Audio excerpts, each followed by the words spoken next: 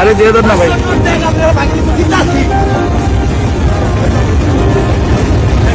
এই তোমার নাম্বার বলো, আমি নিয়ে নিচ্ছি, টাকা পাঠাই দেবো।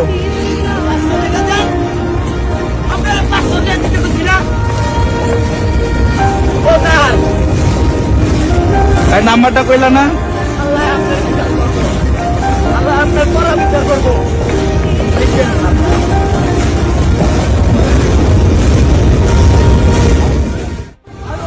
പ്രിയപ്പെട്ടവരെ, നിങ്ങൾ ഈ കണ്ട ദൃശ്യം എവിടെ നിന്നാണെന്ന് എനിക്ക് വ്യക്തമല്ല. ഇത് യഥാർത്ഥത്തിൽ വളരെ വേദനിപ്പിക്കുന്നൊരു ദൃശ്യമാണ്. സമൂഹ മാധ്യമങ്ങളിൽ വൈറലാണ്. റെയിൽവേ പ്ലാറ്റ്ഫോമിൽ കച്ചവടം നടത്തി ജീവിക്കുന്ന ഒരാളുടെ വീഡിയോ ആണ്. ട്രെയിൻ യാത്രക്കാരിൽ ഒരാൾ ഭക്ഷണം വാങ്ങി. എന്നിട്ട് ഭക്ഷണം വാങ്ങിയിട്ട് ട്രെയിൻ നീങ്ങുമ്പോൾ ആ ഭക്ഷണത്തിന്റെ പണം അയാൾക്ക് തിരിച്ചു കൊടുത്തില്ല. പണം നൽകാതെ വന്നപ്പോൾ അതിനായിട്ട് ട്രെയിനിനോടൊപ്പം ഓടുന്നതാണ് ഈ പാവം മനുഷ്യൻ.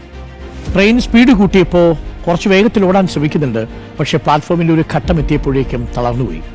അതിനുശേഷം വല്ലാതെ അവിടെ കിതച്ച് അവിടെ നിൽക്കുന്നതും പ്രേക്ഷകർക്ക് കാണാം. ഇയാളെ സഹായിക്കണമെന്നും അയാൾക്ക് പണം നൽകി സഹായിക്കണമെന്നും പറഞ്ഞാണ് ഈ വീഡിയോ ഇപ്പോൾ പ്രചരിക്കുന്നത്.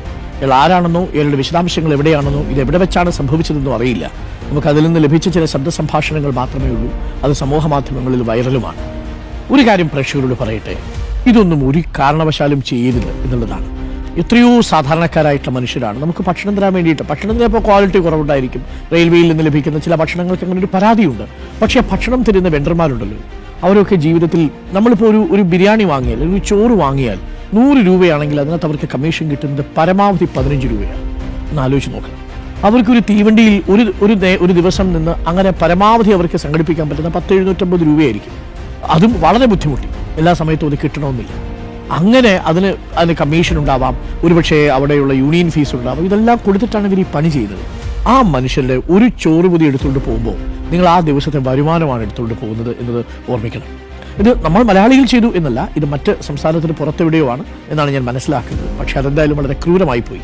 നമ്മുടെ ചുറ്റും നിൽക്കുന്ന മനുഷ്യരോട് അല്പം കരുണയൊക്കെ ആവാം എന്നുള്ളതാണ്. ആ ദൃശ്യം കാണുമ്പോൾ വല്ലാത്തൊരു സങ്കടം ഉണ്ടാകുന്നു. ആ സഹോദരൻ്റെ പേര് നമുക്കറിയില്ല, അയാൾ എവിടെയാണ് ജീവിക്കുന്നതെന്നോ അയാളുടെ ഭാഷയോ നമുക്കറിയില്ല. പക്ഷേ അയാളുടെ അവസ്ഥ നമുക്ക് മനസ്സിലാക്കാം.